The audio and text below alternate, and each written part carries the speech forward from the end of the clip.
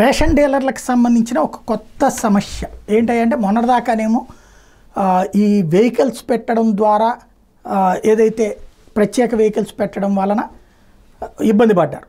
అయితే వాళ్ళ కమిషన్ వాళ్ళకి వచ్చింది, ఈ మిగతా అమ్మే అవకాశం లేదంటూ ఆగ్రహం వ్యక్తం చేశారు.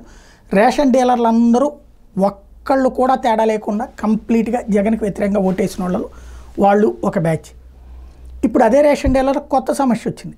హేతుబద్ధీకరణ పేరుతో 2774 కొత్త రేషన్ షాపులు పెడుతున్నాడు. ప్రతి కిలోమీటర్కి ఒక రేషన్ షాప్. సాధారణంగా ఇప్పుడు అధికారంలో ఉన్నటువంటి వాళ్ళకి దక్కుతుంది. కొన్ని చోట్ల గొడవలు కూడా జరుగుతున్నాయి కదా, మావాడికి రేషన్ షాప్ ఇవ్వాలి మావాడికి అని చెప్పేసి. రేషన్ షాప్లో వచ్చే ఆదాయం అతి పరిమితం. నిజంగా ఆ కమిషన్ల మీదనే అయితే 5,000 10,000 వాలంటీర్కి ఎక్కువ, సచివాలయ సిబ్బందికి తక్కువ అన్నట్టు ఉంటుంది.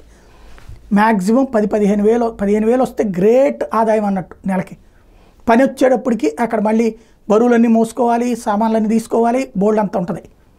కాకపోతే ఈ బియ్యాన్ని అమ్ముకుంటే సంపాదించుకునేది, ఈ పంచదార అమ్ముకుంటే సంపాదించుకునేది, ఈ కందిపప్పు అమ్ముకుంటే సంపాదించుకునేది.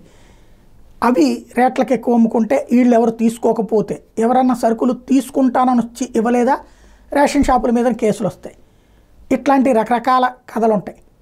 కాబట్టి అంత ప్రెషర్ ఇప్పుడు పొలిటీషియన్ అండ ఉన్నటువంటి వాళ్ళు మాత్రమే ఫేస్ చేయగలుగుతారు. రేషన్ షాపులకి ఇప్పటిదాకా ఈ తక్కువ ఆదాయం పొందుతున్నటువంటి వాళ్ళకి ఇంకా తగ్గబోతుంది.